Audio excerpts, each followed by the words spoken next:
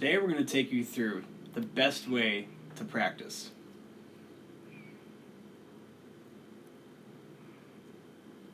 When you come into practice, make sure you're prepared and have everything you're going to need. Things like your mask, your shoes, your water, or really anything you're going to need to participate in today's practice. Be sure to wash your knee pads. Once you're all geared up, you're ready to go and start warming up, right? Here we go. Wait, just a second, we forgot one thing. Go ahead and head to the whiteboard and begin starting your mindful section of the practice. Visualize what the best version of you looks like for that day. Set an intent for practice and use a mindfulness exercise to help you get in the zone to make sure you're in peak performance for the day. Breathe in, breathe out. Once we start the warm-up section, we're going to start with our smallest movements first. I like to do gate opening closes and hip swings because my hips get pretty tight and it really starts me getting warmed up for the day. After that, another small section is I like to start warming up my shoulder, just getting good contacts on the ball, making sure my hand is in the right spot and my wrist is going over the top. This really helps me make sure I'm in the zone for practice later. And you'll see it transfer throughout the practice. After our small movements, we go into our bigger movements. I really take this time to get my heart rate going. I do a lot of high knees and butt kick type movements because my hamstrings and my quads get sore and tight.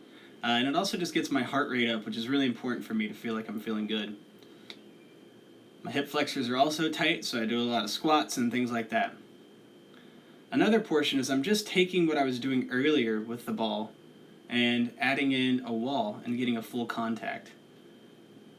When you're just starting out, it's good to catch the ball and start, but as you get more advanced, you can start really getting your shoulder, your core engaged, and going over the top of the ball against the wall. You can do this for a minute, and it really gets a lot of reps and a lot of shoulder warm-up. After that, we go into our biggest movements.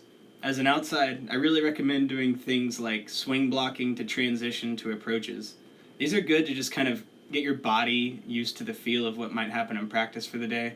Also, it gives you a couple of extra reps to just practice on your form. Make sure you're doing these with intent and not just going through the reps. Notice how I'm still up top. I'm not full jumping, but I'm still pressing, transitioning with a purpose, and then taking a slow to fast approach. After that, part of my warm-up is competing. Today I'm competing with myself, and I'm doing 10 serves and seeing how many I can get in the court in a row.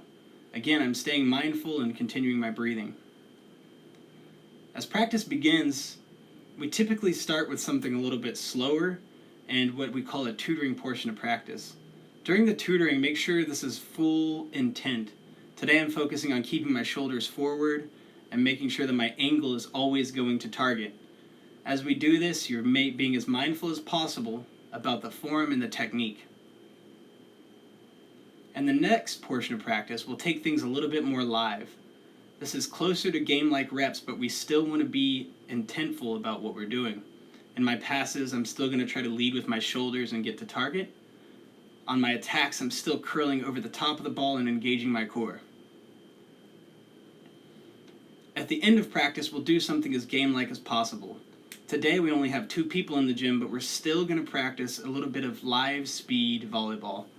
In this drill, we're doing starting as a blocker, off block, leading with the shoulders on the pass, and then curling over the top of ball in the attack.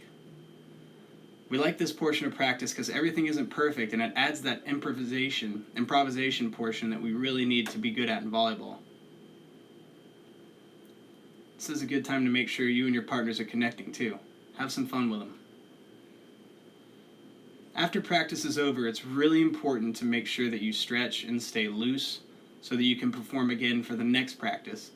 As you can see, I'm pretty tight, but take it a day at a time and kind of focus on where you're at for the day.